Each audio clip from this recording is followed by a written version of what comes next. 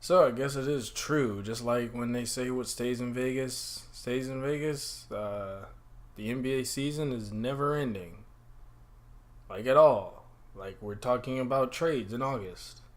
Jimmy Butler has requested a trade from the Minnesota Timberwolves shortly after one season of being with them. This was first reported by Shams, who also did mention that there were three teams. However, we didn't get to know these three teams until Woj reported that these three teams were the Brooklyn Nets, the New York Knicks, and the Los Angeles Clippers.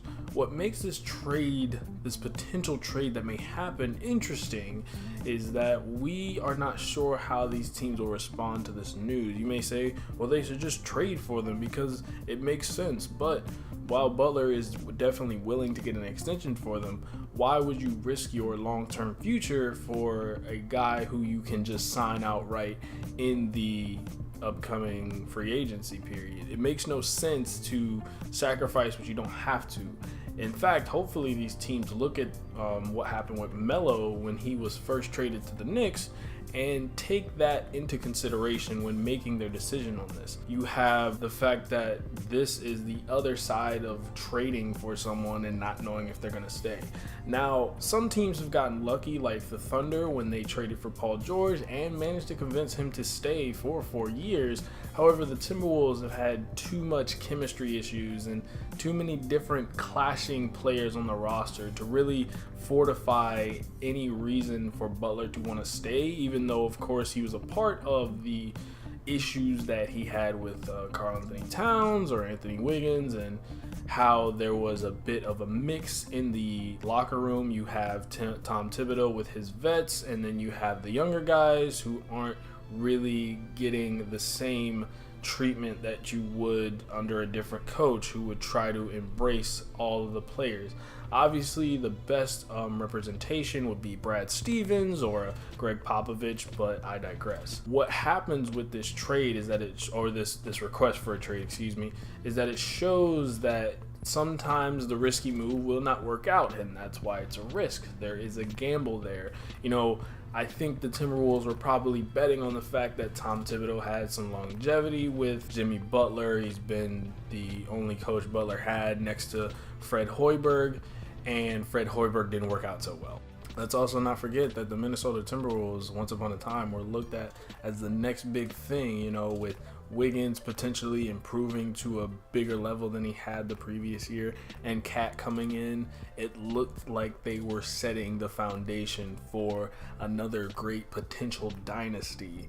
And so they may have thought that all these players were going to mesh together, but sometimes the importance of personality really can have an adverse effect on the players and the team chemistry, and whether or not the stars of the team can get along can really determine if they actually end up staying or not. This is, like I said, the other side of the trade, and it does show that maybe the Timberwolves might have overestimated how much power they had over keeping Butler here. Definitely in the age of player power, this is a move that might not have been done maybe 20 years ago, but now it is. I think that these teams have to definitely consider what happens when you trade for an aging player and it's not to say that he's aging, but he is in his prime, which means that he's eventually going to fall from that prime. So you kind of want to keep your young players and just simply sign him. For other teams that might be looking at Butler as an interesting prospect to trade for, they also have to keep in mind that they might not have been that team that was requested. Obviously with a trade request, a player is going to hopefully honestly say what teams he wants to be on, but that doesn't mean that he'll get traded to that team he wants to be on. There's no guarantee. This is a business at the end of the day. The Timberwolves have to figure out a way to either, yes, send him off, but also get value back, and that's going to be very difficult when everyone knows he wants to get out.